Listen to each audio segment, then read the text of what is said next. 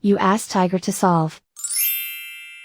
This deals with linear equations with one unknown. The final result is x equals 3/8. Let's solve it step by step. Simplify the expression.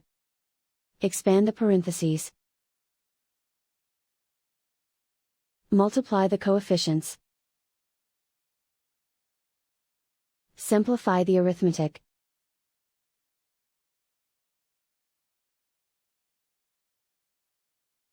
Group all constants on the right side of the equation. Add 3 to both sides. Simplify the arithmetic.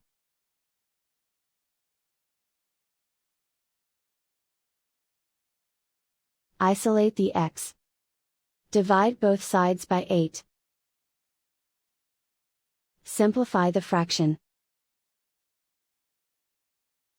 And so the final result is x equals 3/8.